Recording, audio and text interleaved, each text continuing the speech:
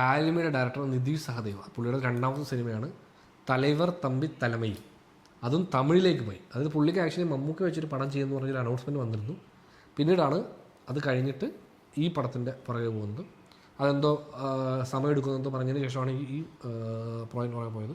So അതിൻ്റെ teaser വന്നിട്ട് നമുക്ക് ടീസർ ഒന്ന് കണ്ടു നോക്കാം. ജീവ കുറേ നാൾക്ക് ശേഷമാണല്ലോ.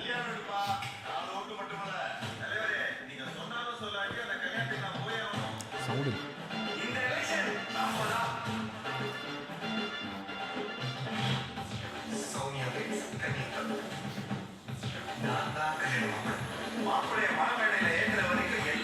ബാഹുബലി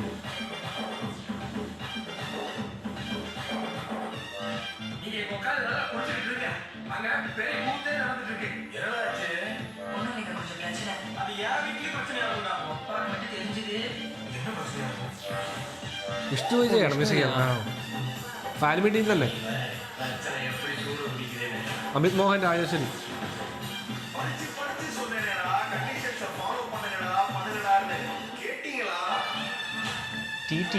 തലൈവർ തമ്മിൽ പുള്ളി മറ്റേ യൂട്യൂബറല്ലേ?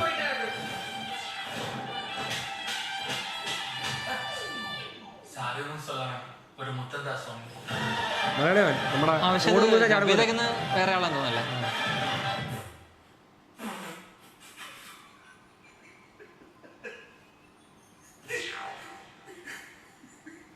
ഒരു തമിഴ് ഡയറക്ടർ ഡയറക്ട് ചെയ്ത ഒരു പടം പോലെ തന്നെ ഫീൽ ചെയ്തു. അതെ, ഒരു അതായത് ഭയങ്കര ചെറിയ പടം. അതായത് ഒറ്റ ലൊക്കേഷൻ മെയിൻ അല്ലേ, കല്യാണം.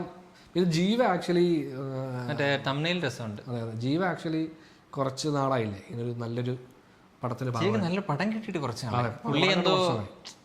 ഇടയ്ക്ക് ഒരു പടം ചെയ്തിരുന്നു, ഒരു ബ്ലാക്ക് എന്ന് പറയുന്നത്. ബ്ലാക്ക് ആയിരുന്നു അതിന്റെ പേര്. അതെ, ഏതോ ഒരു ഇംഗ്ലീഷ് പടത്തിന്റെ എന്തോ റീമേക്ക് എന്നല്ല, എന്തോ ഒരു അതിന്റെ അഡാപ്റ്റേഷൻ എന്ന് പറഞ്ഞിട്ടുണ്ട്. അപ്പോൾ അതാണ് ലാസ്റ്റ് എനിക്ക് തോന്നുന്നു പുള്ളിയുടെ ഒരു ഹിറ്റ് എന്ന് പറയാനുള്ളത്. അതും ഇവിടെയൊക്കെ അത്ര ഹിറ്റ് ആയിരുന്നു അല്ലല്ല. അത് ഫാലിമി എന്ന് അവിടെ എനിക്കറിയില്ല അത് എങ്ങനെയായിരുന്നു. കാര്യം ഇത് അവിടെ ഒരു ഓപ്പർച്യൂണിറ്റി കിട്ടി അങ്ങനെ പോയതായിരിക്കും, എനിക്കറിയില്ല എന്താണ്. പക്ഷെ അത് യൂണിവേഴ്സൽ സ്റ്റോറി പോലെയാണ് ഫാലിമി. ഭയങ്കര രസമുള്ള, എനിക്ക് ഭയങ്കര പേഴ്സണലി ഭയങ്കര ഇഷ്ടമുള്ളൊരു പടം. ഞാൻ ഒരുപാട് റിപ്പീറ്റ് ചെയ്യേണ്ട പടം. എനിക്കൊന്ന് അടുത്ത കാലത്ത് കണ്ട പടങ്ങളിൽ ഞാൻ ഈ തിയേറ്ററിൽ പോയി കണ്ടു കഴിഞ്ഞാൽ പിന്നീട് ഇന്ന് കാണുന്ന ഒരു ശീലമില്ല. അത് നിർത്തി പണ്ടായിരുന്നു ആ ശീലം. അത് ഞാൻ കൂടുതൽ തവണ റിപ്പീറ്റ് കണ്ട പടം ഫാലിമിയാണ്. ഫാലിമി കുറച്ചധികം തവണ ഞാൻ കണ്ടായിരുന്നു. അത് എപ്പോൾ ടി വി വന്നാലും എനിക്ക് ആ സിനിമ കാണണം. അതൊരു എന്തോ ഒരു പ്രത്യേക ഒരു സുഖം കിട്ടും അത് കാണുമ്പോൾ. അവർ പോകുന്ന സ്ഥലത്തൊക്കെ ഞാൻ പോയിട്ടുണ്ട്. വാരണാസി അല്ലേ. അല്ല, എനിക്ക് ആ സിനിമയ്ക്ക് ഒരു ഭയങ്കര രസമാണ്. ഒരു ഡിസ്ഫങ്ഷണൽ ഫാമിലി ഇങ്ങനെ ഒരു ട്രിപ്പ് പോയി ആ ട്രിപ്പിനകത്ത് നടക്കുന്ന കാര്യങ്ങളെല്ലാം അത് അതിനകത്തൊരു രസമുണ്ടായിരുന്നു ഭയങ്കര.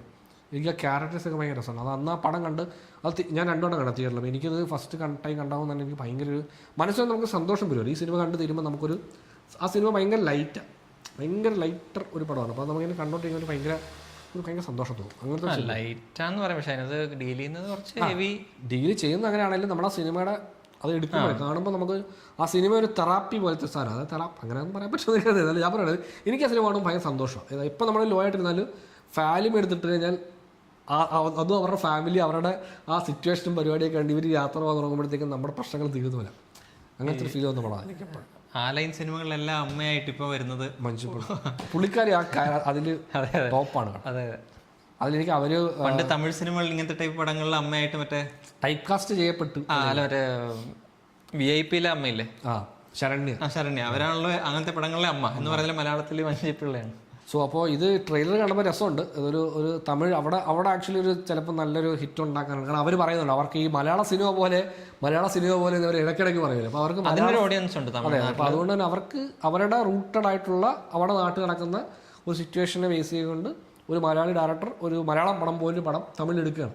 അപ്പോൾ അത് നന്നായി വരട്ടെ. കുറേ മലയാളി ആക്ടേഴ്സ് ഒരുപാട് അമിത് മോഹനൊക്കെ അഭിനയിക്കുന്നുണ്ട്. അപ്പോൾ അങ്ങനെ യൂട്യൂബേഴ്സൊക്കെ ഉണ്ട്. പടം വരട്ടെ, കണ്ടു നോക്കാം. എനിക്ക് ഭയങ്കര ഇഷ്ടമാണ്. ഇത് ഉറപ്പായിട്ട് ഈ സിനിമ തിയേറ്ററിൽ ഇവിടെ വന്നാൽ റിലീസ് വന്നാൽ ഞാൻ പോയി കാണും.